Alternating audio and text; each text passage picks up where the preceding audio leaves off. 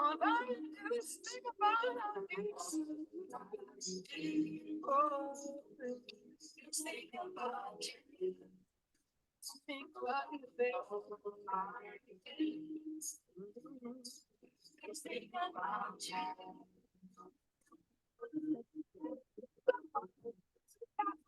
Oh, mine.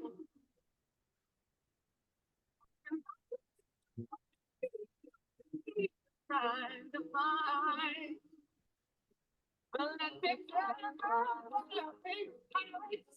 it would be the kid to discover you feel like me.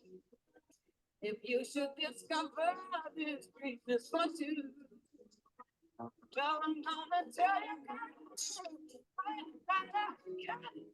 every day. And pray that it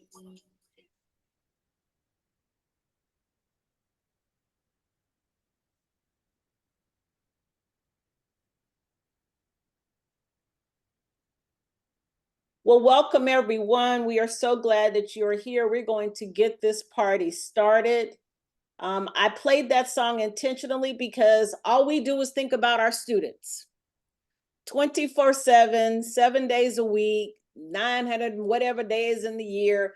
That's all we do. When you are a true practitioner, that's what you do. You think about the people you love and the people you want to support and the people that you are looking to lift up.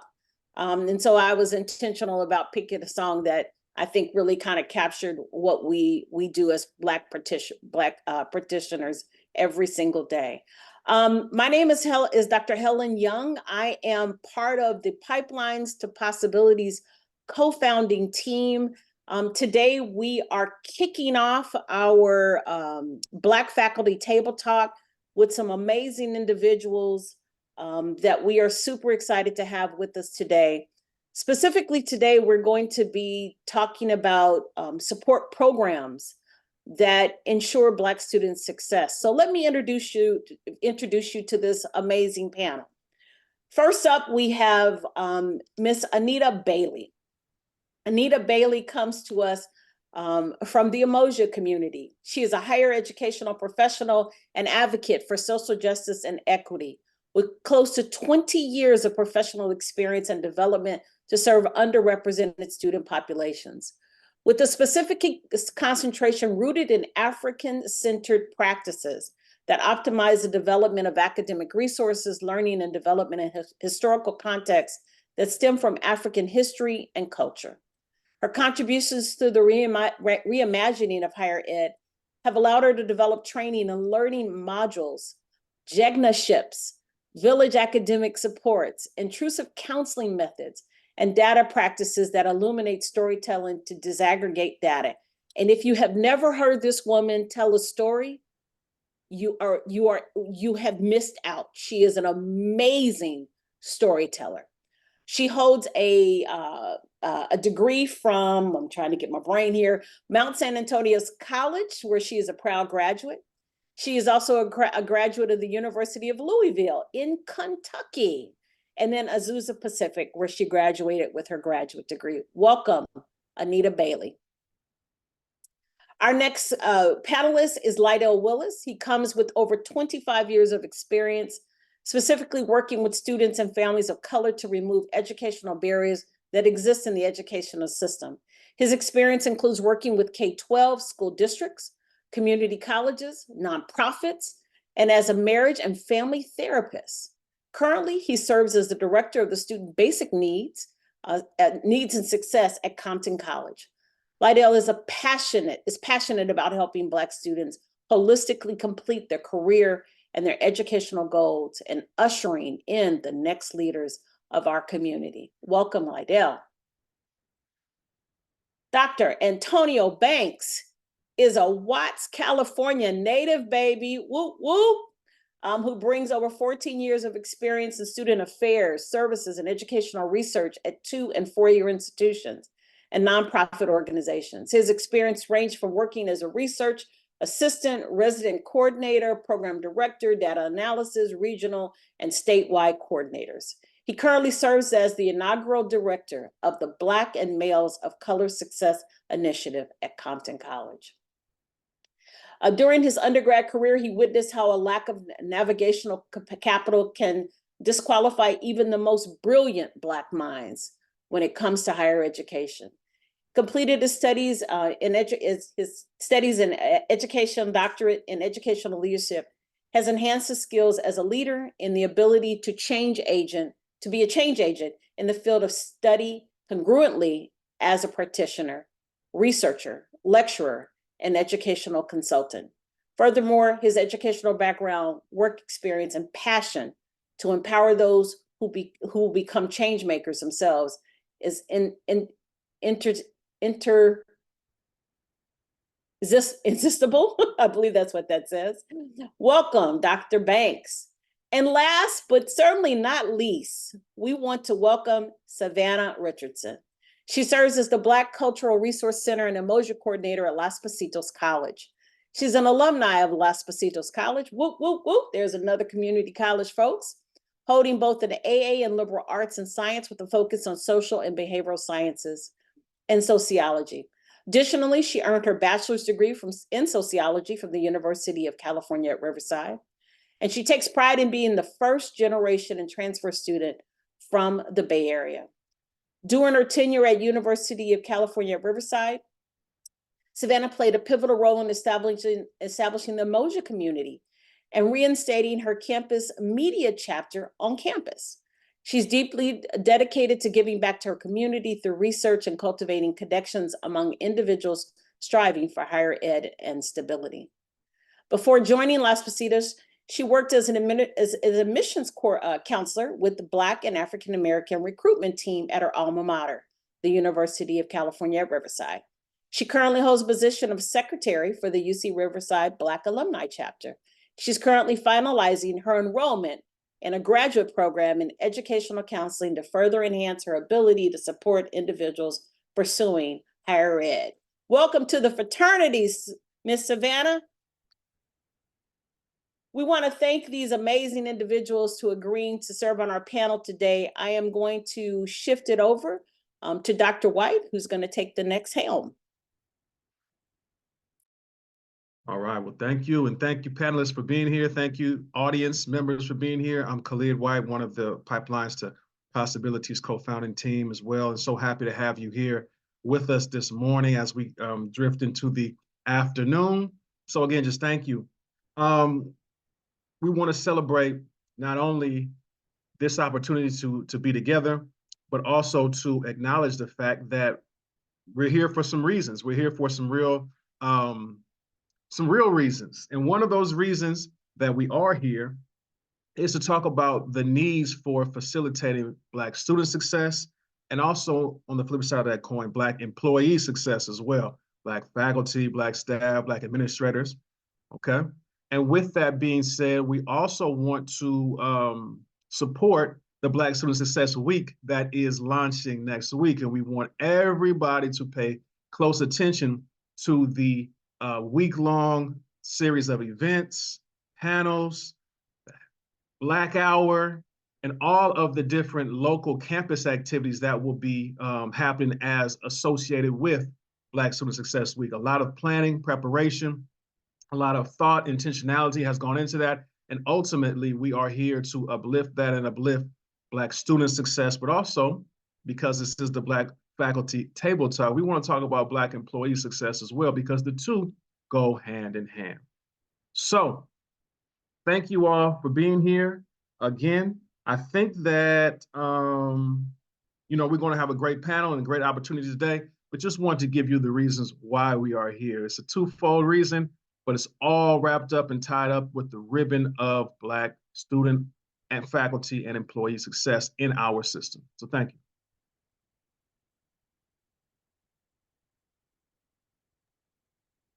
I'll jump in here next. My name is Sasha Knox, and I am the last 1/3 member of the P2P team. I'm actually going to get us started with our questions today. Just a gentle reminder and housekeeping for if you're joining us. If you would like to join into the conversation or have any specific questions, please put them in the question and answer function of this webinar today so that we can assist you. And we look forward to serving you alongside the questions that we prepared today.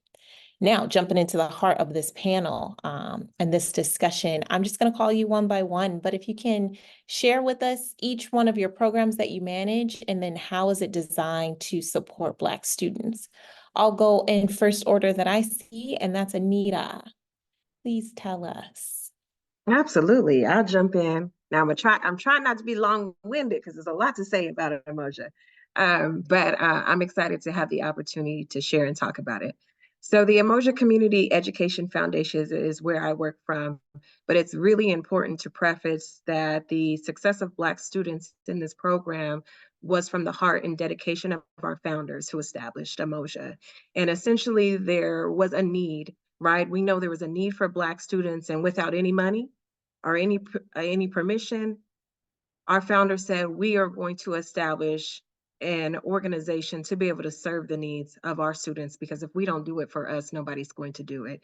And so that is where Umoja, the birth of the vision and the establishment of what we do within this community for Black students and other represented students in this group do. So essentially what Umoja is Umoja harnesses an opportunity. It's a program that sits within many equity divisions on community college campuses. And so the work in which Umoja does is really looks at programming and curriculum and how do we infuse and tap into the intellect of our ancestors, the Black heritage and history, so that our community, our students, know about those elements of who they are and where they come from to further establish how they see themselves, right? So one of the key components that we strive for in the Umoja community is helping our students get to self-actualization, right? It's not about them just being successful to earn a degree, but we want to establish a generation of scholars and intellects and those who can lead in life. And so what we do is we have faculty, classified professionals that work within the program, administrators that are stakeholders to serve the students. And so there are classes that we call Umojified classes. So when you walk into these courses, they're like courses you've never experienced before. You're going to get that feel of the Black community.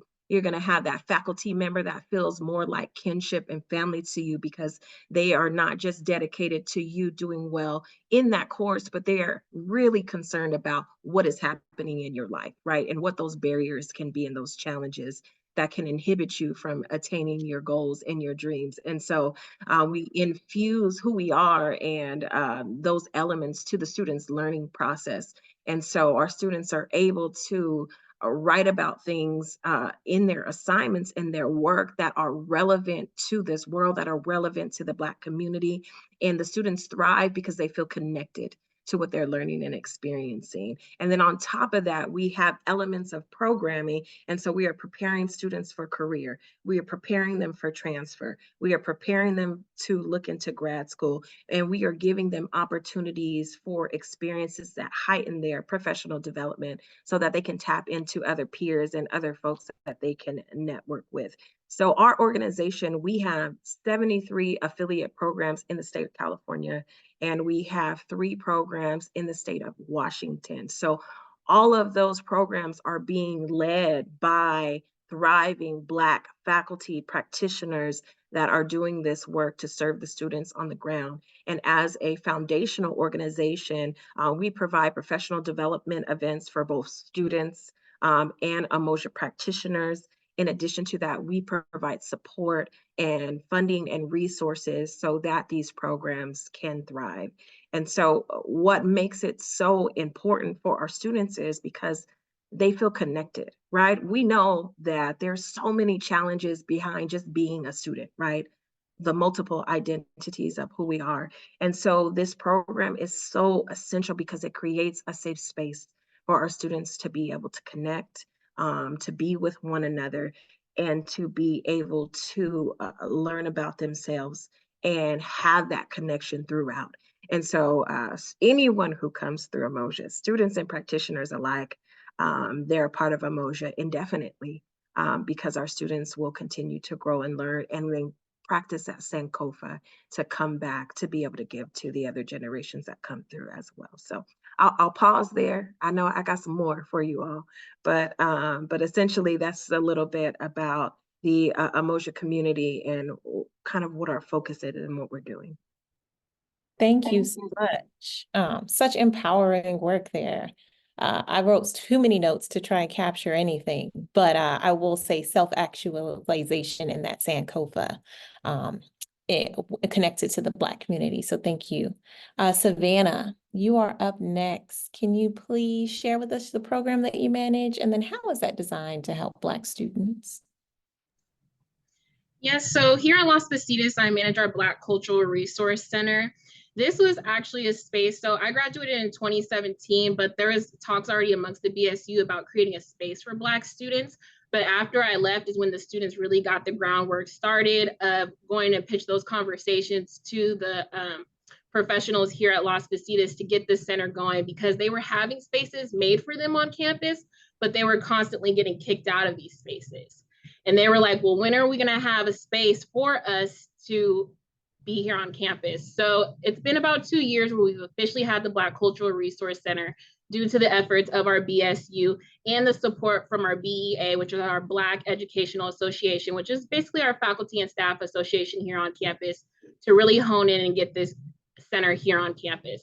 This is also our Umoja space as well for our Umoja cohort that we do have on campus, where they also take the Umoja classes, where we have 2 8-week fast track programs for English and also a counseling and psychology component as well, where they also get those dedicated counselors and tutors here within the center as well. And we're also holding coordination and programming events for the students all throughout the year. We actually have our 4-part financial literary series, where we actually have 2 of our Black professors in the business department holding those 4 times throughout this semester. So we have a lot of things here to support our students holistically. Thank you. There's so much more to be said later today about designing Black student spaces, but then kicking them out of those same spaces and telling them, you actually don't come here, right? Dr. Banks, what do you do? What do I do? Great question. So first and foremost, I'm mad at you for making me go after Anita. Just a little behind the scenes. I told her, don't get on here and start blinding people with your star power. But essentially here at Compton, as Dr. Young shared in the bio, I'm the inaugural director of this program, but it's important to note that I am a product and just a proponent of a lot of different Black student success initiatives that take place across the state, including Umoja, including the men, and then different CSUs and UCs that I've worked at or with in the tenure of my career. But essentially here at Compton College, I started what's called the Black and Males of Color Success Initiative. And this was essentially something that was a brainchild of our president. His name is Dr. Keith Curry. And if you haven't met him or talked to him before, one of his notions is always being unapologetic, right? Unapologetic leadership. And so there were a couple of principles or tenets when I was in the thought process of creating this program that I had to be mindful of, right? How do we be unapologetic about serving Black students and serving men of color that can be completely disruptive to the status quo, but will be effective for the students who decide to engage with the initiative. Armed with that, it was really permission to call into question just the institutional practices that were taking place. Across the community college system, we have what's called the student equity and achievement plans, right? Where we look at specific metrics in terms of our student success and those levels of disproportionate impact, right? So we're looking at course completion, course success, term to term and year to year persistence and retention, and completion of successful math and English, college level math and English.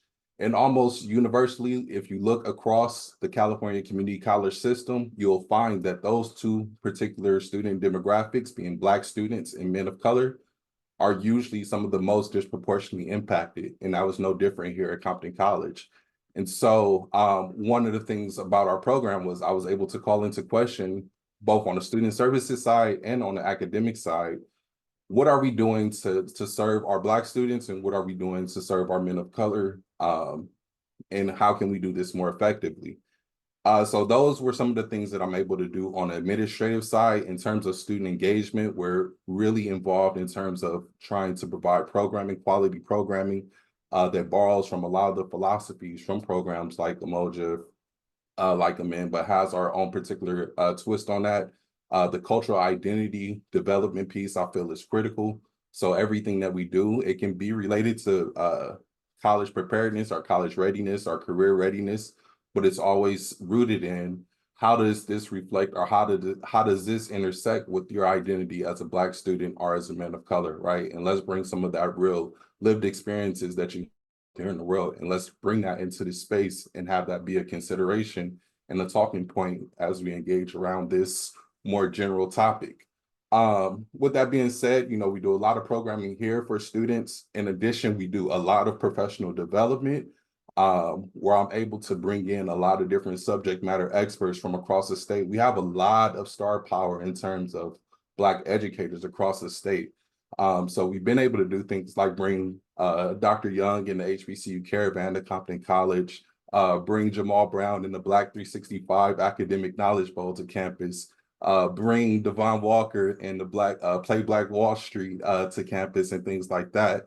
And also just different educators and practitioners and subject matter experts from across the state to better inform both our faculty, our staff, and our administrators, how they all can be on the better end of serving those respective groups.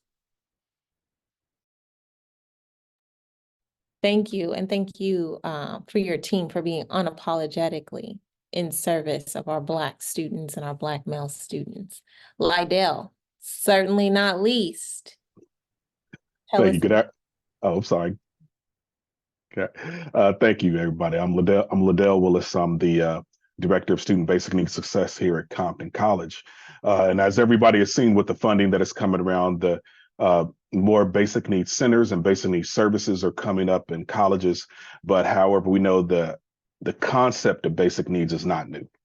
So in my position, what we do is we go to support those students' needs, because as we know, as the research says, students can't learn if they don't feel safe, if they're hungry, if their housing's unstable, if they have to walk, can't get to school. So all those things that we were seeing from K through 12 education is now extended to community college. And as we all aware, as former college students, I'm pretty sure there's times where we needed things to help us get through college, addressing the digital divide, things of that nature.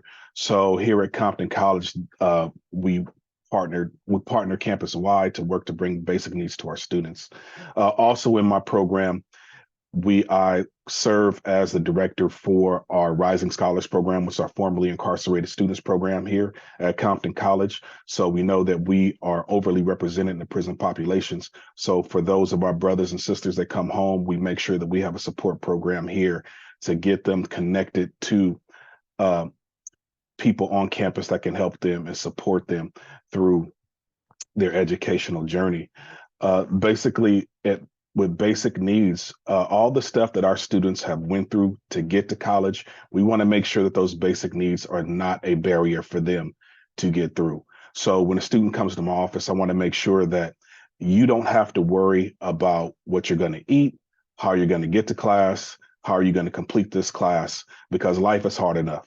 So we want to make sure that once you get to Compton College, that the basics are taken care of as best we can, so you can focus on completing those career and educational goals. And I'll end with that. Thank you. So, I have a lot of colleagues across the state, and I got a semi-tough question, but why do these programs matter, and why should they be for only Black students anyway? Can Umoja be for all, Anita? Dr. Banks, can you just have a male success network? Does it got to be a Black male success network?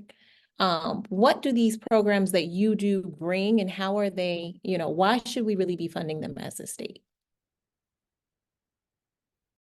And anyone can answer. I can jump in if that's okay. So here at Compton College, I am in charge of, with our institutional effectiveness dean, as creating our SCA plan. So when we look at the data here at Compton College, our Black students are performing less than other students on campus. So that shows us that we need specific programming and specific whatever it may be to focus to target our Black students. The data is the data. I mean, so if when you're going to creating programs and you're creating your budgets, like we have a terrific leader, Dr. Keith Curry here says your budgets are your value statements. So your budgets needs to reflect what students you want to serve.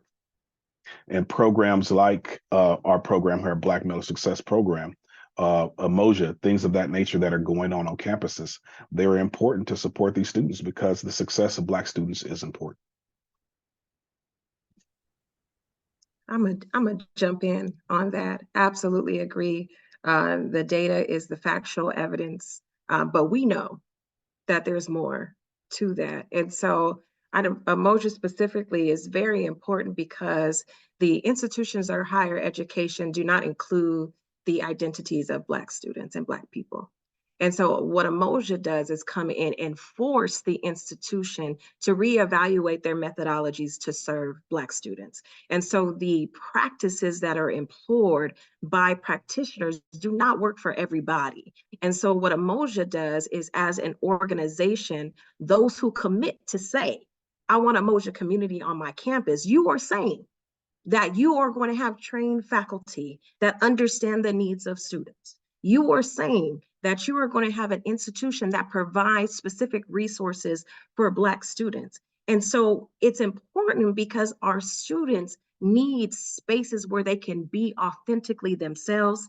They need spaces where they have someone who sees them, right? Sawubona, like when a counselor is in space with a student, it is not just about, oh, you're not passing your class. Oh, well, there's something else. And so that Umoja counselor is going to take the time to really dig in to that student's life to identify what is that challenge that is causing them to show up in the way that they do, because there's a reason for that. And Lydell, you were right on. A lot of it is those basic needs that our students are getting. And a lot of times when basic need resources are available, sometimes our students get left out of that, or there's caps or capacities for things. And so it's important that we identify specific resources for Black students so that they can thrive and move out. Because in order to change the data, we have to change the system. In order to change the system, we have to bring in a new pedagogy. And that pedagogy that we bring taps into the African diaspora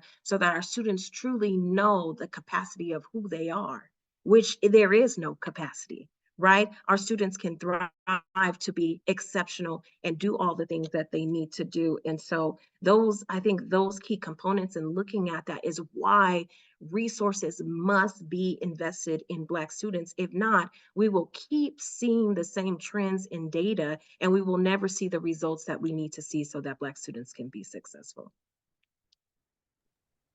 Beautiful. Yeah, I like to hop in here, Dr. Knox, if possible. So beautifully said, Anita and Liddell. I'm gonna take a bit of a different approach to this. You ever have that one friend that seems to know everybody and their mama, right? And they call you up and they say, hey, Aunt, we got this kickback going on this Friday, come through, it's gonna be love, right? I don't know about you, but one of the first questions I'm always gonna ask is, who are gonna be there, right? Because there has to be a sense of belonging, right? You have to be able to foster that sense of belonging so that students can see themselves thriving, right? And when we talk about belonging, what do we talk about, right? We talk about having that culturally responsive or culturally reflective pedagogy, as Anita talked about, right? We need to have that quality representation of Black folks in all the ranks, right? In the administrative and executive, in the faculty, in the classified ranks, so that our students can see themselves on that campus and see themselves as a part of that community, right? All these things, they might seem small, but they're nuances in communicating to the student early and often whether or not they belong on that campus. And so you have to be able, right, when higher education is as an entity, right, it's a very old ship, right? We're talking 300, 400 years here in America, right? It's going to take a long time to right that ship, right? And so overall, the system still communicates to our students either consciously or subconsciously, that you don't belong here. So you have to be able to invest those resources in the spaces, in the people, in the resources, and all those things for students to feel like, you know what, maybe I do belong here. Maybe they are talking my language. Maybe this can be a place for me, right? So early on, and then often throughout the duration of their experience at the college, you have to continue to reinforce that message of you belong here. And unfortunately, in some spaces, that does start in one spot, right? That might be the Umoja Center, that might be the Black Resource Center, that might be the Basic Needs Center, but ultimately it does need to come from somewhere, right? I think one of the things here in our campus that we've been able to do is have this place be a sense, or like kind of like a center of belonging, but also branching out to other people. So I work in tandem with Liddell in the Basic Needs and Student Equity often, with EOPS often, and I'm able to provide those warm handoffs. But oftentimes, this is one of the first places where Black students or men of color first connect to when they first come to campus. Oh, I heard y'all got a Black program. I'm gonna come over there. Okay, yeah, you got connected with me and my family. Now let me take you over here to meet Mr. Liddell. Did you know that you can get a free laptop? Did you know that we have the farmers market where you can get $20 every week, to fulfill some of those basic needs? Oh, you couch surfing right now? Let's get you connected so we can get you some stable housing so that you can thrive and be the best student that you can possibly be. But ultimately, you have to invest in these resources, because overall, the institution of higher education is still sending that message that our students don't belong. I'll just quickly add to everybody's points because they all had really good points. But just to add that it's really important that our students feel seen and they feel heard, especially having this cultural resource center here. I just had a student come in the other day and say, well, I did want to ask, is it okay if I see a Black counselor? Of course it is. I'm glad you have a space where you feel comfortable enough to even ask me that. So we need these spaces where people can feel unapologetically themselves, and also be able to ask these questions and not feel like, okay, nobody's going to get back to me. Where am I going to go from here? Thank you. I already got pre-permission to go off script. And of course, if you know me, it's happening. There's often a lot of information and data that comes with a negative connotation when it comes to Black students. And we all know about the equity gaps. We all know how we are not faring well. We all know. Do those in this room with support programs like yours, I'm just giving you permission to kind of boast on your program. When students come to your programs, how do we see that data set change? We all talked about right now, they need the space of belonging. They need these spaces to go to be able to be connected to. Do you guys have data sets, information, even anecdotal off the top of your head to say, when students come to my program, this is what the success now looks like? Anyone? I can jump in and just give some qualitative information about our students and the program outcomes. I think what we see a lot of times when we get data and information, it's not broken down. It's not disaggregated to really understand the true elements. And so that storytelling model of the student narrative is so important to really speak to the transformation process that's occurring in the lives of these students. And I think something that is impactful, particularly with the Umoja students, is that we see Umoja students in the professional realm that work within higher education that are now giving back to students in Umoja programs. We see Umoja students that are going from community college to four-year universities, knocking down the doors asking, why isn't there an Umoja program here? And educating folks on that campus about why they need Umoja. And I think that really speaks to the amount of growth, maturity, and leadership that happens through that period of time. Because you imagine, for most of our community college students, we are with them from anywhere from 2 to 4 years, depending on their major, depending on their life circumstances. And in that period of time, we are able to see those students transform for a significant amount of time. I know I've had students who have sat down with me and just in emotion and tears, because Umoja has become their family. As a first generation student, as someone who may not have a lot of support at home, we've had students share like, no one else gets excited about my wins like you all do.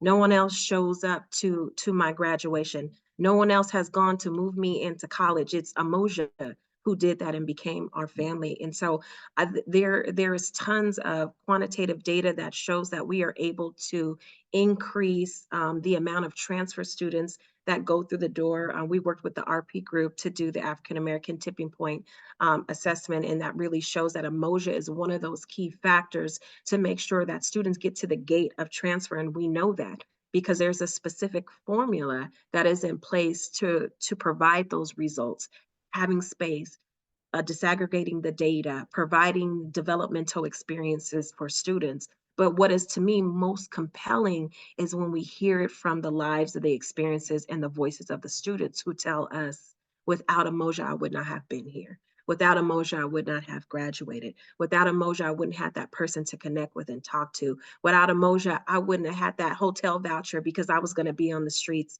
and didn't have any resources. You know, Umoja was a place where I could go, where I knew there was food, where I knew there was comfort, where I knew there was support, where I knew there was love. And so I think that speaks volumes to really show the impact that Umoja and other Black student programs bring to really emphasize the impact of the work that we're doing. I'll hop on here, and I'm assuming that the audience is either faculty or practitioners. And one of the things that I want to say is that if you aren't, you need to familiarize yourself and get very comfortable with data as soon as possible, right? Because it can be used as a weapon against you if you're not comfortable in understanding how to, like Nita was talking about, disaggregating that data, understanding and interpreting that data, considering other environmental factors and things like that that might play into both those quantitative and qualitative results you receive, but also keeping your own data, right?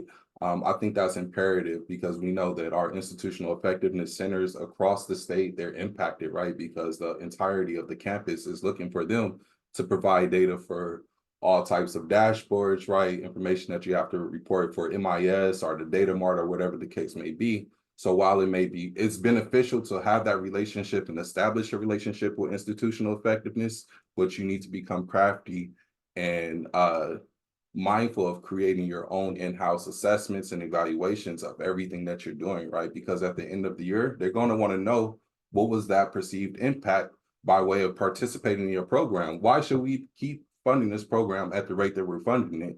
Oh, we should invest more because we see that it's having an impact on the student's experience, right? And so for each of the programs that we have here in our center, we do have that very small but informal assessment that we have students do, right? We ask them if they feel more confident in themselves as students and as leaders.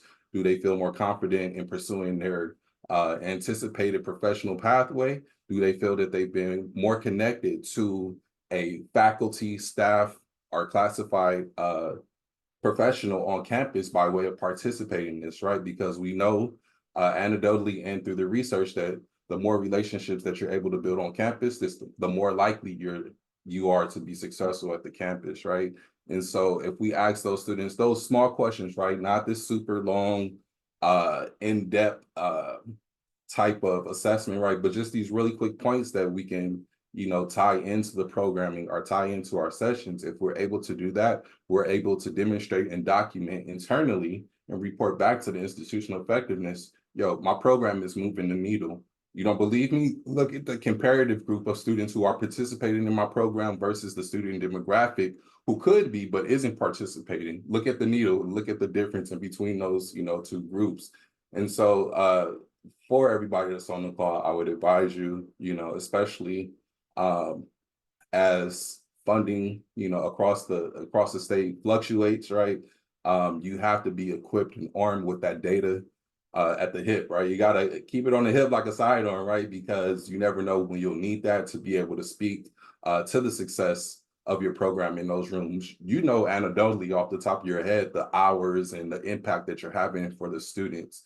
But sometimes some people just talking numbers, or they just thinking numbers. And so you have to be equipped with the qualitative side and the quantitative side, and, you know, have a good blending of those as well. Thank you so much. From your friendly administrator in the room, that's exactly what I was looking for. And for practitioners, Dr. White reiterated in the chat, if you are running a program, kicking off a program, leading a program, assisting with the program, please do have your own assessments and data in-house and have that in your arsenal to be able to use and leverage against your own vices, if you will. Taking a little bit more liberty, I'm going to ask the question that I was supposed to ask, and then I'll pass this back to Dr. Young. We understand that running these programs aren't always easy. We talk a lot about the Black tax, and your audience is faculty, students, staff across our state, and in the HBCU community. So let's keep it real for a second. Let's take off the veil. What are some of the challenges that you may encounter while running your programs? Again, open for all.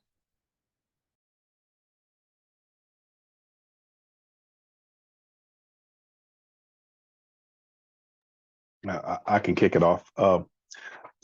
As Dr. Banks said earlier, he said, education systems are slow to change. Well, your internal systems are slow to change as well. Sometimes we don't ask enough why, and this is why we've always done it this way, and we can see that's wrong and we need to change. And people internal sometimes are slow to change processes and procedures that may not be great for the college or what you're trying to do. And too many times I feel like we look for an answer for no instead of solutions for yes. How can we be creative about funding this? How can we work together to make this right? So those have been the biggest challenges I have faced, getting people that may have been at a college for 20, 30 years, get them on board to think about things differently and think about how you're using funds differently or think about running a program differently for today's students. And so that has been kind of the biggest challenge I have faced. You do want to respect wisdom, and we do respect wisdom from those that have been here, that have done it, but we don't want that to cripple us and hold us back. Because what I always say, we don't want to get confused with comfort and stagnation. Not only in life, but in the things you do. And sometimes we've gotten comfortable and we've gotten stagnant. So we want to always kind of look for different opportunities and different ways of running programs to get that positive outlook.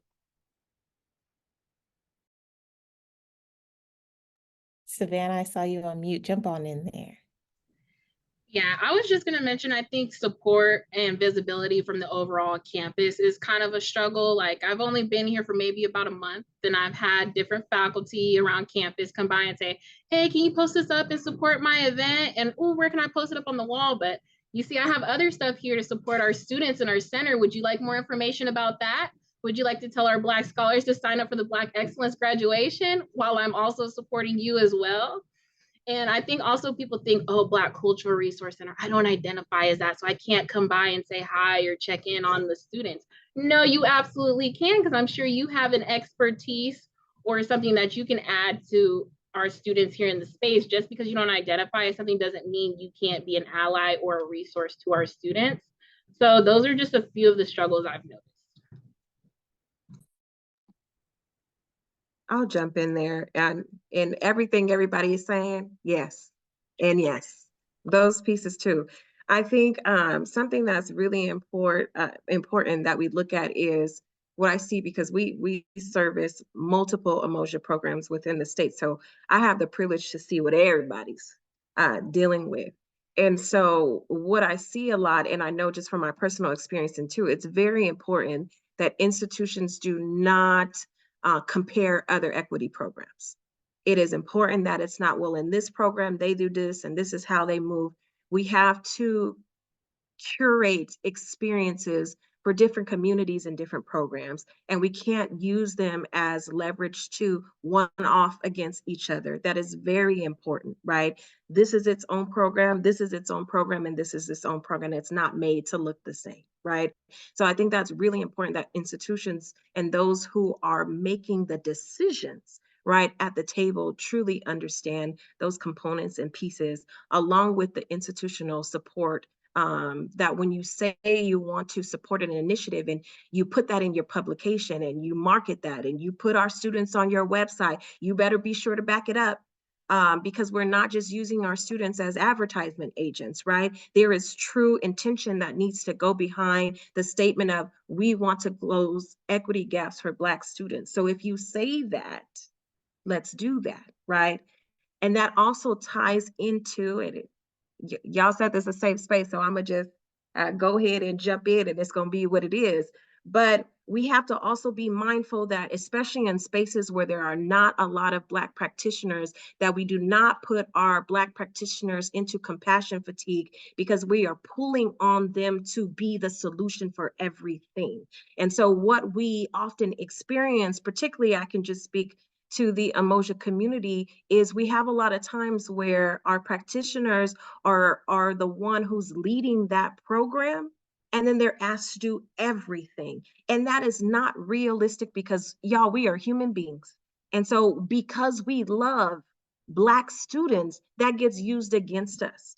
And that is not okay, because that is when we lose our Black practitioners, because they are burnt out from the work, and not because of the love of the students. It becomes so heavy and so much, and you go for so long that either you decide that you're going to sit down for a little bit, or your body decides that you're going to sit down for a little bit, because of our health and well-being.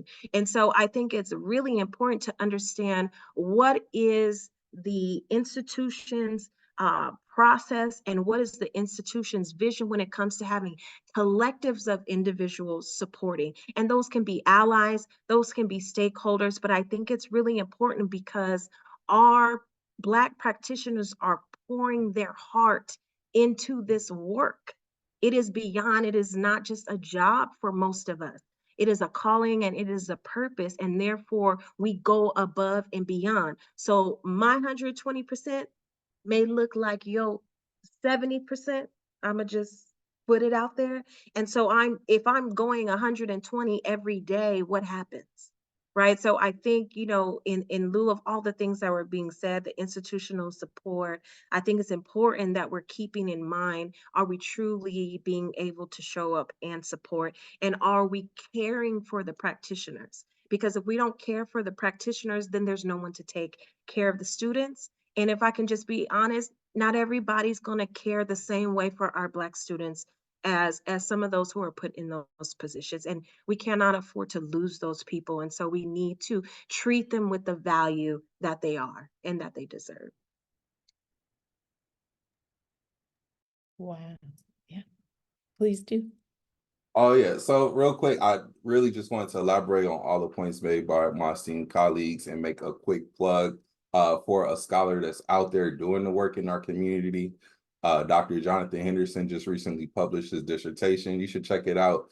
It's called "I Love the Students, but I Hate the Pimping," right? And it really talks about, as we've kind of referenced shorthand today, that Black tax, right? Because of the love that we have for our students and our desire to see them succeed and thrive within higher education and beyond, we put our all into it. And sometimes at the detriment of ourselves, right? Sometimes at the detriment of our families, right? Sometimes just at the detriment of everything that isn't related to work, right?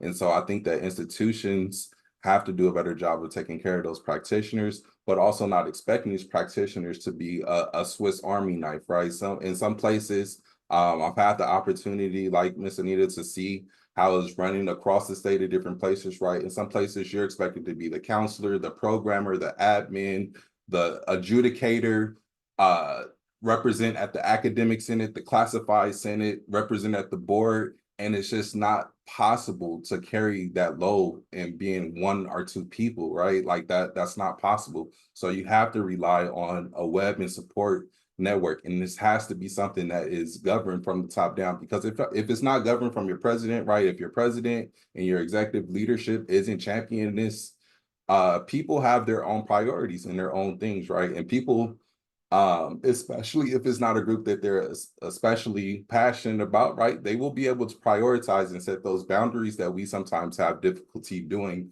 being in those seats, right? And so if you're at a place where you feel like your executive leadership isn't championing this, you need to call into question how are we going to make this a priority, or how are we going to adjust my workload while my students are still being taken care of? Because I'm seeing it day in and day out. We're losing excellent, amazing practitioners because they've peeped, right? They've seen what's going on. They're like, oh, I love the students, but I gotta gracefully bow out because I can't sacrifice myself or my family anymore for this. And so this is a real, state of emergency that we're in terms of Black practitioners and Black faculty across the state that will ultimately have a detrimental impact on Black student success if we don't start to pay some more credence and some more attention to the issue. Absolutely. Thank you for that plug. Stay tuned. You'll see Dr. Henderson on a stage near you, hopefully, here in our Black faculty table talk space. And I really do just underscore that work. And for the practitioners out there, I want to speak to, if you have stepped back, and Dr. White delivered a session last week for our PD participants that talks about that guilt, that talks about needing to step back, that talking about what that looks like.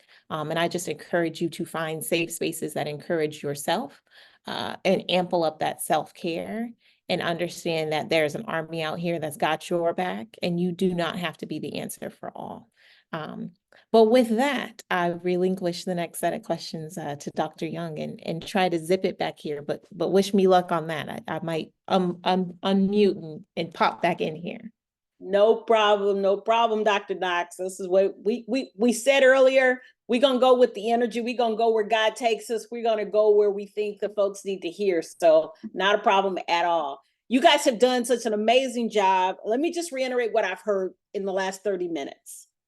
Belonging is important. I've heard cultural identity and what you receive or you don't receive on these campuses for our students, right? I've heard pedagogy and methodologies, Anita, need to be addressed on our campuses. I've heard data. Keep your data, right? This has been a piece that we've all struggled with, but I think we're finally kind of understanding how the game is being played, and data is a part of the game. I've heard challenges. We've talked a little bit about challenges. Slow to change. Lydell said, sometimes you just got to hold on and hope that people begin to see that it don't have to keep doing it the same old way that you've been doing. Because when you ask them why they did it that way, they don't even have an answer. They just said, well, because we always have. Yeah, right. Okay, we need to fix that. So I've heard some amazing things. I'm going to throw another question out to you and jump in as you like. How are you able to diversify the things that you do on your campus and not get pigeonholed into a Black issue only? And Anita, that may be a little bit different as kind of the umbrella, and how do you maybe communicate that to your campuses specifically? But how do you manage some of that?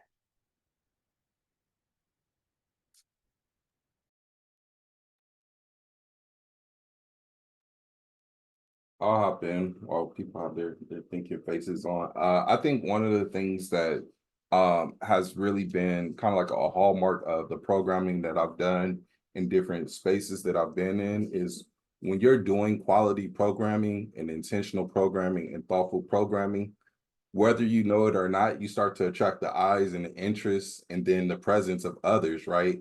And then just by way of nature, it becomes a more inclusive space, right? Even though wholeheartedly on the front of things, people see that, when I put something up, it's for Black or it's for men of color, right? But that's not always the audience that's there when we have our programming, right? Because they know the care and the compassion that goes into those sessions and the quality of the conversations and the development that happens.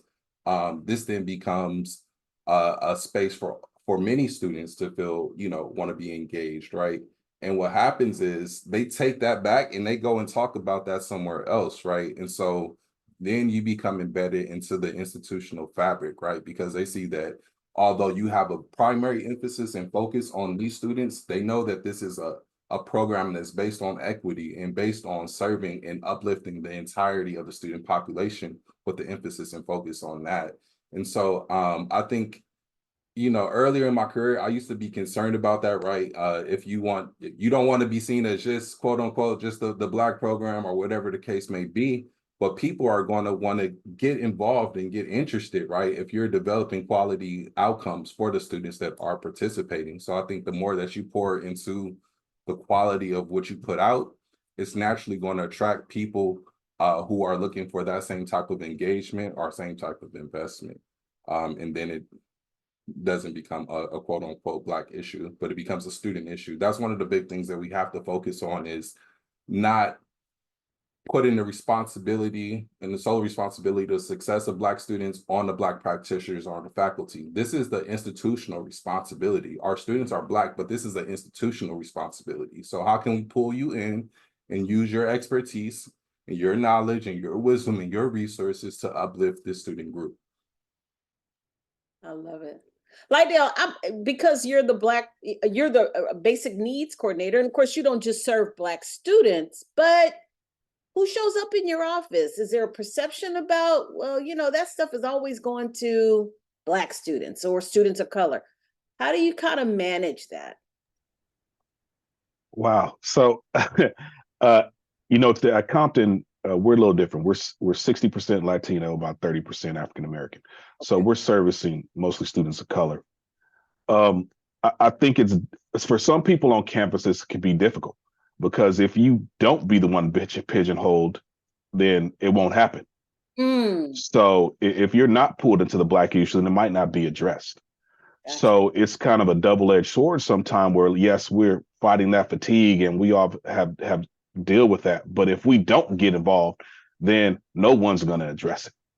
So with basic needs, like Dr. Banks kind of mentioned earlier, it has to be seen as a campus issue, as a student issue, that all our students are need this service, you know, and not just our Black students.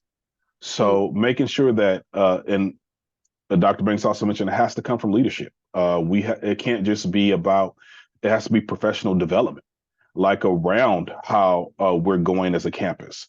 What are our goals? Is the in your institutional set goals, how we service students. Right. And if we're bringing up the percentage of Black students who access basic needs and it's affecting their persistence and their completion, right? Then we know if it's doing positive for Black students, it's doing positive for all students.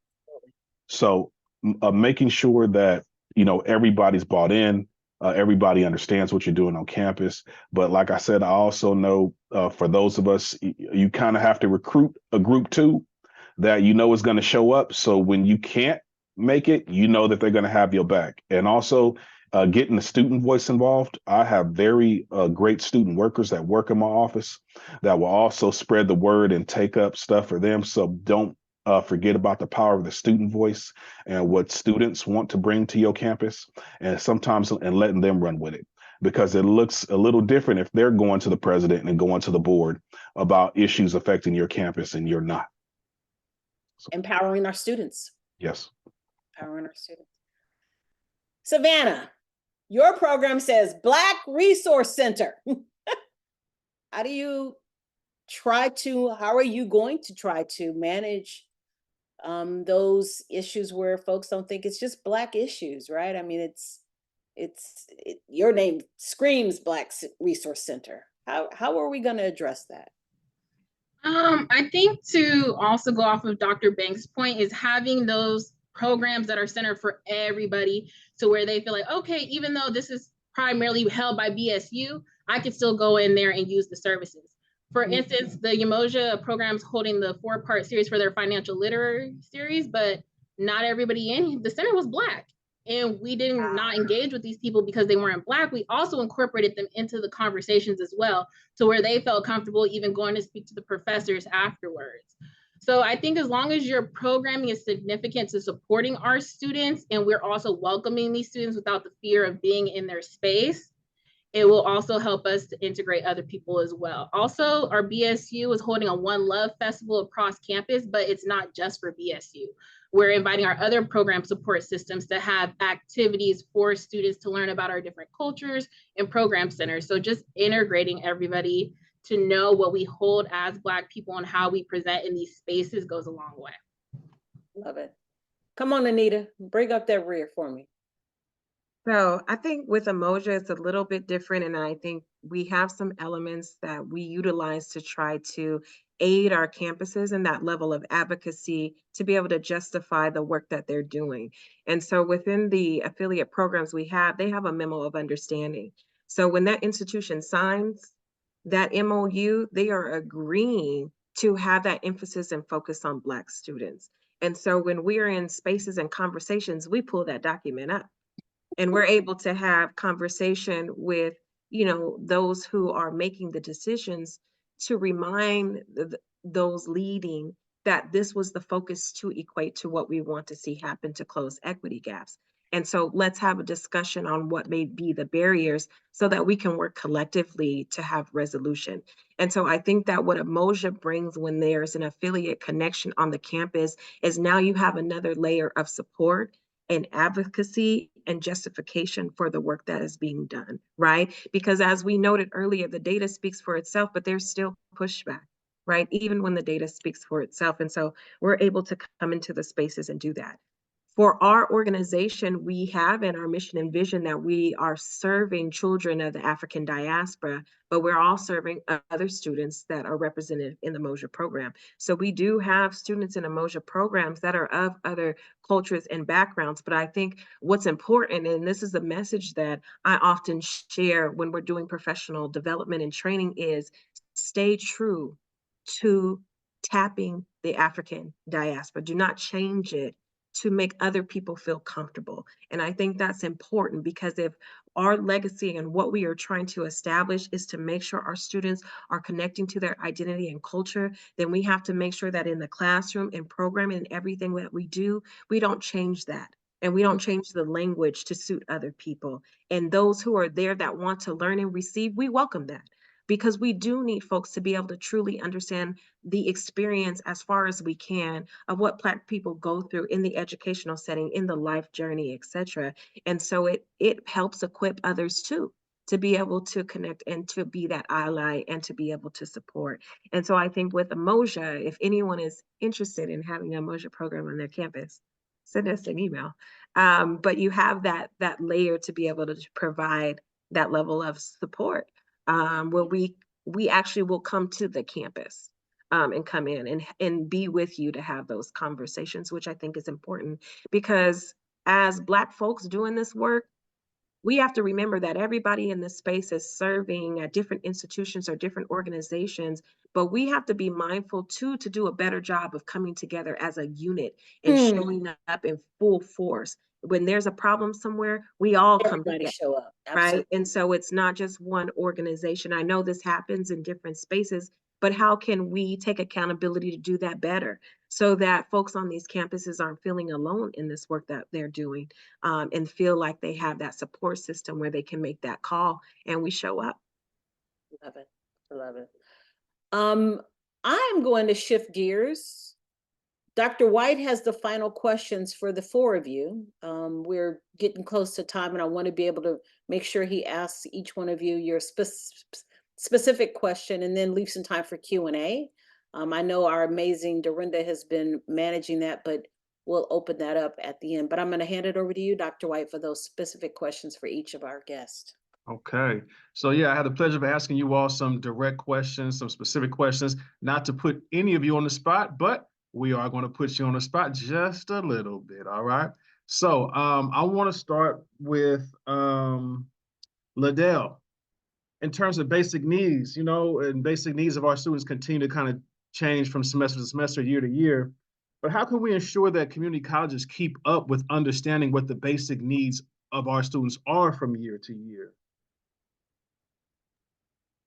Wow. Pay attention to what's going on in the community around you. Shout out to my folks in the Bay. I'm from the Bay. So, when you see things like gentrification happening, when you see things like the digital divide happening, when you see things like 99-cent stores closing down, where some people may have gotten their food, or you see things like food banks that are actively looking for volunteers or are running out of food, pay attention to what's going on in the community that is going to impact your students. You know, educate. Unfortunately, like for our students, when life gets hard, you know, education is the first thing to go. You know, they may know how to deal with if the lights get cut off, if something, if, you know, your car's not running, we know how to deal with that. But some things, when education gets tough, we have issues with kind of going forward with that. And that's kind of what we're here for to do. So whatever we can do to make sure that the educational needs of the students in your community are met, do that. Make sure you partner with other programs like Umoja, EOPS, to work with your students. If they're giving something out already, how can you combine resources to support more students? Because basic needs is for all students. We want all our students to have access to things. If you're having a lunch program, where can we get creative with your funding? You might have some capital outlay you can use for technology. You still have some American Rescue dollars you haven't spent yet from COVID. So look at those funds, look at the data. I want to go back a little bit. I just want to mention this, that we found it in our short data that students that access food on campus persisted better at Compton College and completed better than other students. So that means that they were on campus, they were connected to other resources, and they were able to take advantage of those resources. So look at your data, pay attention to what's going on in your community, use your funding wisely because basic needs is funded. And I want to also plug, because I forgot about this, pay attention to the mental health aspect as well, which is very important to many of our students. Make sure you have funds set aside to address that. And there's many ways you could do that on campus. Thank you. Very well said, Ladell. Thank you for kicking us off with the specific questions. I have another specific question for our newest panelist employee of the system, Savannah. Savannah, what are some practical ways to support specifically Black female success, or Black female student success in the California community colleges? That's a great question. So I know you guys hear a lot of the time, that is such a strong Black woman, but quite rarely are we hearing the term work-life balance. And so these are things that our scholars here in the community college as women are hearing, but not also hearing enough of. So it's like, where do we bridge the gap on that? So I would say we can actually practically support our students through, like he said, mental health, which is huge. I don't know if you guys have heard of a psychosomatic illness, but that's kind of where we're internalizing all of these things like anxiety and depression. But as Black women, we are not able to showcase that because we don't want to be a burden.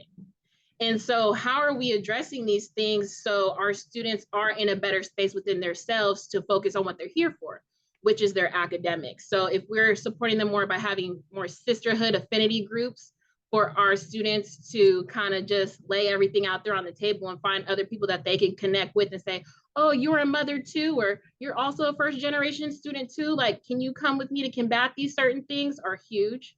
Also having child care for our mothers as well, because there's that stigma around women being single mothers, which is fine, but how are we supporting them to get to the next step so that they can also support their next generation that they're raising as well? And also with mentorship and internship is huge, because while we are telling them that it is an advantage to be Black and to be a woman, we know when they go into these classrooms and for these jobs that it's seen as a disadvantage. And how are they going to prove themselves when we know they're going to show up and show out regardless? So if those steps that we can take for our community college students as women, I think we could go far with them. All right. Thank you. Very well said as well. And again, welcome to our system. You know, we know that you represent for strong Black women. However, as was mentioned, that's not always a plus, I guess, for having to always be strong, right? Or having to always appear that you're strong. Hopefully, I encapsulated what you were trying to say with that. I'm hoping that I did. Yes, you did. And thank you so much. And I just want to say, Anita Bailey is one of those pillars in Umoja that I'm happy to be a product of. Even though I didn't get to experience it in the community college system, I got to experience it from the UC perspective. And before Devon Walker was a regional coordinator, he was actually my boss in Black and African American recruitment. And he got me involved into this learning community that has shaped me today. And it's always been my dream to be a Umoja coordinator. And so the fact that I am today is huge. And that's why I know that I have this team of all of you on this panel and in the Umoja community that I can lean on not to experience that fatigue. And I hope other people on this panel realize that y'all got a good, strong group of people that you can rely on. Just reach out. It goes a long way. Thank you. Very well said. The circle keeps on, spinning, and one hand washes the other. So I'm glad that you're able to make that connection, have that connection through Umoja and through the California Community College system. Excellent. So, and thank you again for your answers and your replies. On the flip side of that coin, I will pose the same question to Dr. Antonio. What are some of the practical ways to support Black male success in the California community colleges specifically? Yeah, there's so many ways that we can go about this. I think one of the important things to do is to try your hardest to put yourself in their shoes, right? And contextualize what that lived experience is for them being a student at your college, right? One of the things that Liddell talked about earlier was all the other roles that students play in their lives and all the environmental factors that have an impact on them before they even step foot on campus, right? So oftentimes when we're talking about Black male students, right, they're very susceptible to transportation issues, very susceptible to financial hardship, right? Very susceptible to employment or the types of employment that they have to undertake, right? Whether that be physically demanding or odd hour jobs and things like that, and still not able to really provide enough to have the quality of life or quality of living that they're having, right? That pool of the neighborhood that they might be in, right, are associated with, and all their friends who didn't decide to make that brave move to go to college, right? And the fact that when they go back to the block or wherever, they have a million people that are like, bro, what you doing with that school stuff? Like, get off of that. That's some nerd stuff or whatever, right? All these factors that are pulling them, right? So the fact that they're stepping foot on your campus, in spite of all those factors that are pulling them away, you have to acknowledge and appreciate and really just pour into them, right? And know that there are so many things, so many reasons why they could have said no to stepping foot on campus for that day, right? Mm-hmm. I think if we as educators in this community, right, that might I gotta feel that everybody on this call might have that understanding, right? But there is a lot of people who have never had that lived experience or have people in their life who have had that lived experience. And so they can't really contextualize what it is to be a Black man on their campus, right? And so when oftentimes in our programming and things like that, we try to emphasize the importance of building those relationships with faculty members and things like that. And when students try to do that, sometimes you will have faculty members who straight up and down don't believe that what's going on in their life is actually going on in their life, right? Because it's so far-fetched or so far removed from their lived reality that they can't contextualize that, right? So that's one piece, right? Understanding and contextualizing the lived experiences of Black men. Two is inviting them into spaces that stretch them, right, and grant them exposure. That's one of the things that I'm really big on is how can I show you something that you haven't seen before, right? That keeps you interested or engaged in a way that may look different than other resources or programs that you're engaged with on campus. By way of participating in our program, I've had students who, by way of working with our program, it was the first time that they have been on an airplane, right? Or seen somewhere else beyond, a couple of cities that they lived in for their whole life. So they got interested and stayed engaged. I think that's a big part. Getting them connected to these bigger communities, right, of like-minded students from across the state. So when you talk about, although we don't have an Umoja program at our school, I'm always taking my students to an Umoja conference so they can see, oh, it's other highly motivated Black scholars across the state. There's a bigger network that I can tap into and be a part of as a student. And I know that, you know, I'm not in this alone. Sometimes the experience of being a college student can seem isolating, but when you know that there's other people that are going through something similar as you can, like Ms. Savannah was talking about, you can reach out and lean on them for that support, right? So you know, students from here have built connections all across the state with other students because they vibe with somebody at a conference or something like that that they met.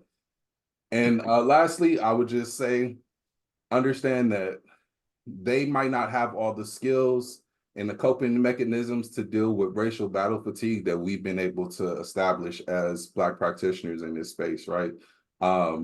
And that's something that I think a lot of us still don't realize how much of that we battle, right? That racial battle fatigue. But our students, especially, may be experiencing that and not even know that they're susceptible to that, right? So that might show up in different ways, right? It might be disengagement, it might be depression, it might be lashing out or whatever the case may be, but they've oftentimes experienced 1,000 daily cuts before they set foot in your class for the day, right? And so when you're able to really contextualize their lived experience, but still push forward and grant them exposure and put them in positions to win or at least fail forward, right? Have them experience something new.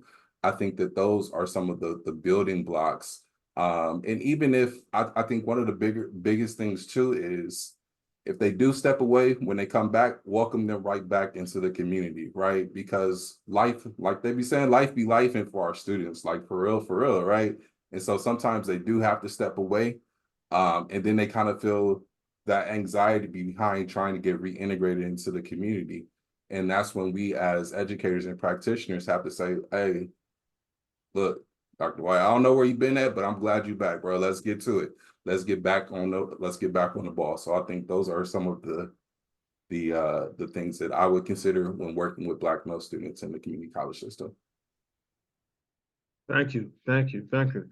Great answers. And great context and a way that we need to try to remain empathetic to what, you know, our Black male students and experience on the campus and even outside the campus, all the different things that they are dealing with and, you know, may be dealing with. And some of us have been in those shoes. For all of us on this panel, we were, and maybe still are, Black students at some point. So we have to remember that, or remember those experiences, no matter how far back they were for myself or for others. You know, it has to be somehow kept in the forefront. So thank you for continuing to point that out for us, Dr. Banks. And last but not least, Anita, we have a question for you. Okay, it's kind of a visionary-esque question, but given your role and your roles across you know, several of our college landscapes and different systems, as it stands right now, what would you envision for the Umoja community over the next 10 years? If we could fast forward in our virtual reality machines to 2034, what might we see or what would you envision for the Umoja community? Okay, let me see how I can put this in a few minutes to wrap up my time. What I will want to preface before I go into what that looks like, when you have something that you know is life transforming, you have to preserve it. I think that is so important. And so 10 years from now, what does Umoja look like? Umoja looks like sending students to Africa. Right now, we have an international fellowship study abroad partnership where we are helping students to get over to our homeland and to be able to do that and earn academic credit at the same time. And so we want to increase the opportunities for our students. Some of us, you know, we have family members at various ages of their life, never been to Africa, right? And so how do we create those experiences so that our students can touch into our homeland and have that life-changing experience, and what does that look like? And so that increase needs to happen. I think that when you know the power of Umoja, it needs to continue to spread throughout the nation. And so there were so many spaces when you think about a lot of our communities that are really around a lot of predominantly white areas that are so hungry for a program like Umoja, for the community, for the connection, for the resources, and for the support. And I think that the work that we are doing in the state of Washington with 3 programs and more coming really speak to how in the next 10 years, Umoja is not just in California, not just in Washington, but it's in all other places of the United States. And so we are utilizing that formula and that framework to really help to bring up folks in higher education that really get this work and are able to adapt that into curriculum and programming and the way that we look at how we are serving students, and that transformative experiences are continuing to happen. And so fast forwarding, we are growing. Who knows, one day there may be an Umoja University. I'm gonna just put that out there. We don't know. We don't know, right? But I think in any spaces and places that we can bring Umoja to change the life of students. And I think that it's also important to know that the Umoja students, and all our students that we serve, particularly our Black students, we need them just like they need us, right? They pour into us so much, which is why we have those pieces of energy to help pour back into them. And so we want to see Umoja grow and thrive. We want to see Umoja still be here. We want to see additional resources. You know, in our partnership with the California Community College Chancellor's Office, we've been able to accumulate $7 million worth of resources, right, to be able to serve Black students in this capacity. And so we want to see opportunities where we are partnering with major corporations, that we are tapping in so we can give out tons of scholarships, tons of opportunities, bring more students to Africa for study abroad, and be able to really just impact the richness of the experience for both our practitioners and our students. And so that's just 10 years. So we'll get this call back again, and we'll follow up with that, see where we're all at. But I think that's so important, is that we're sustaining this work, and we're doing this work with that heart in mind to be able to continue to serve. Beautifully said. And we hope all that and more comes to fruition over the next 10 years for Umoja and for our students in the support of Black student success, and also for our Black practitioners, classified professionals, faculty, administrators, right? We all need that support, because this system is, you know, it can be a tough one. And the good thing about it, Anita, we are recording this, so we will have the archive to be able to go back and There you judge go. one way or another. Did we meet our goals over 10 years? So remember this conversation. It's being recorded. I think at this point, we're going to go to our chat, our Q&A. Yeah, we're going to hand it over next to couple Dorinda, minutes. and she's going to popcorn the questions out to the group. All right. So the first question of 2 questions, there's 2 questions.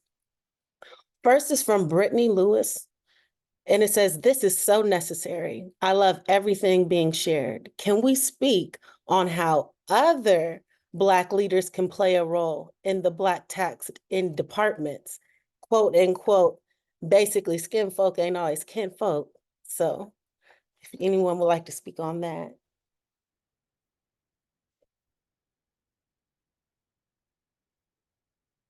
Don't get shy now. I'll go. So basically get to the point where this train is rolling. So you kind of got to rock with who's rocking with you. And the ones that want to get on is going to get on. And it's going to go, because we're going to do this work no matter what, whether you want to or not. With that, I would say keep offering opportunities, you know, for those, you know, you can say, hey, we're making a stop here. You can get on now, or, you know, we're going to keep going. But I know I struggle with that coming up. And you just kind of learn to be like, hey, you'll get your core 5, core 7, and we gonna make it happen. And you keep offering opportunities for those that want to be a part of it. But at the end of the day, we got a goal, and you know, Black student success is important and it's urgent. So if they ain't ready to be a part of it, then you kind of gotta let those go by the wayside and go with the folks that's rocking with you.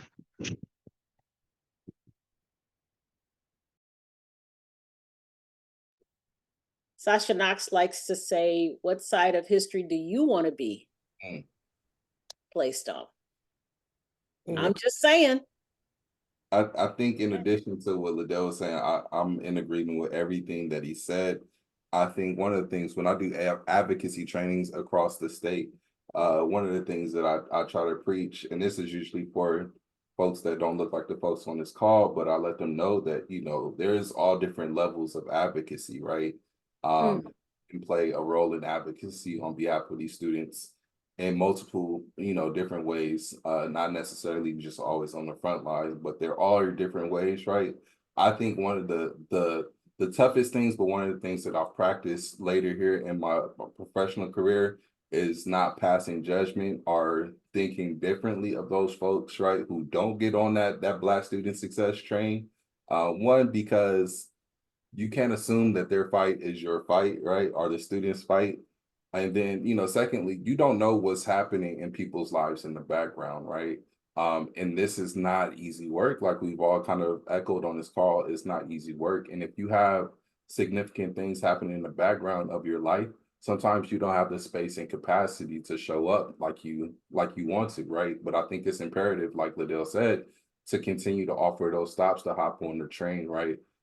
In a way that's non-judgmental, but also, you know, if they not, you know how to deal with those people, right? Like, oh yeah, that's so and so over there. Yeah, they don't talk bad on them or anything like that. But you just know that, you know, everybody is not gonna be on that train, and it's not okay, but it's okay. We got to make it okay.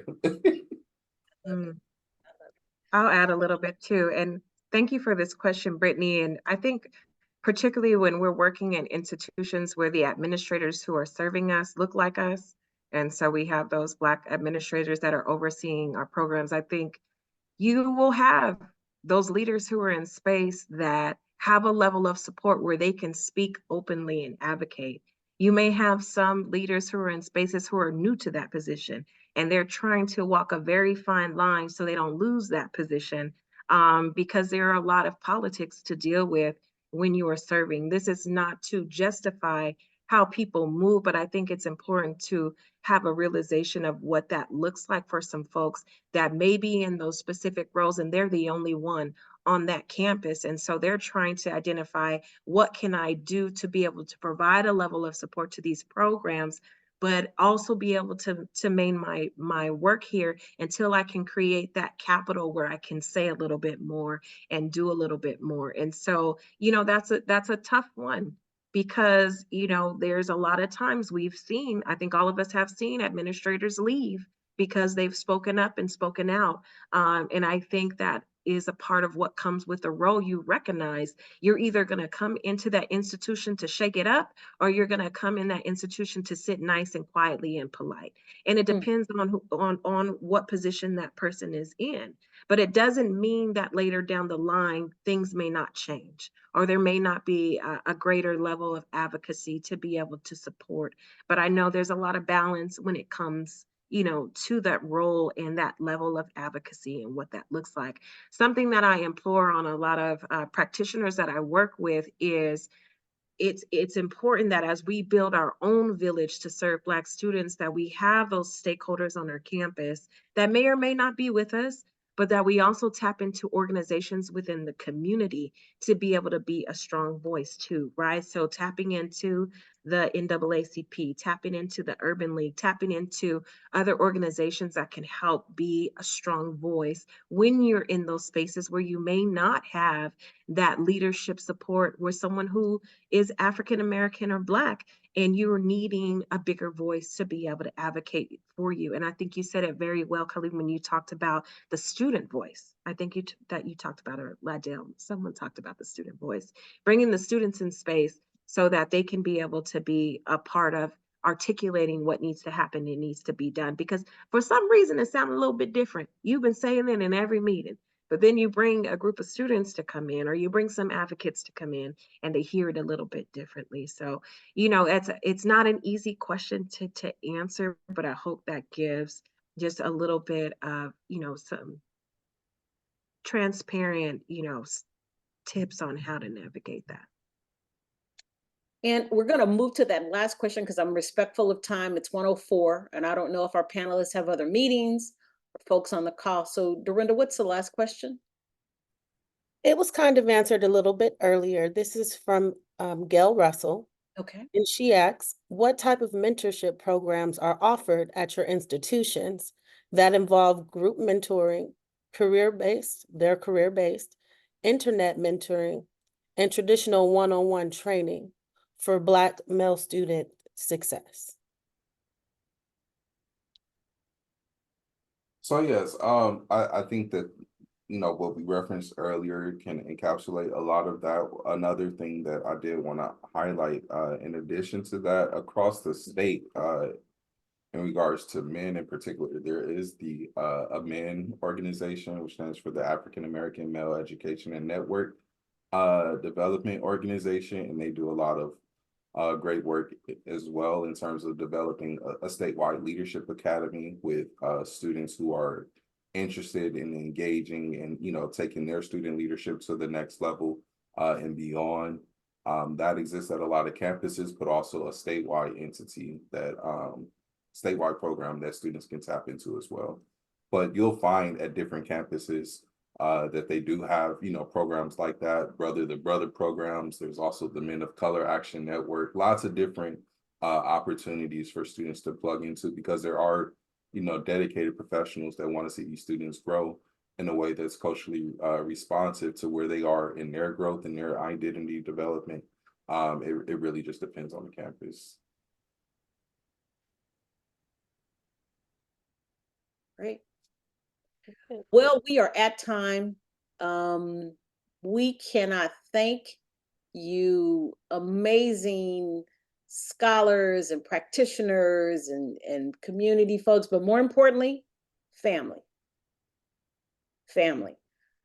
This is a village approach for P2P. We consider you family in the village at this point. We cannot thank you enough. We appreciate your voice. We appreciate your honesty, your transparency, your contributions to this conversation today. And we hope that the folks listening in on this webinar grew a little bit, heard something new, was impacted by something somebody said. And even if, like Anita, you said, even if it's not a major change, maybe they'll make a small change. Just tweak something, right? We finally want to endorse and remind you, next week is Black Student Success Week. I am going to, as we speak, put the link in the chat where you can go in and you can go to our own website, because I'm a part of the Black Student Success Week committee, myself, Antonio. We serve on that committee without hesitation because we are dedicated to Black student success. But please, it goes on all week long. There's all kinds of activities. As Dr. White said, there's opportunity to do the 12 to 1 hour. There's opportunity to do after hour. There's a student hour. So we have got lots and lots of things for you to do next week. So please make sure you attend, take part in at least one of those activities. Antonio? Yep, just an additional plug to that. I think one that we could really use some involvement and engagement around is the Advocacy Day. Yes. Day.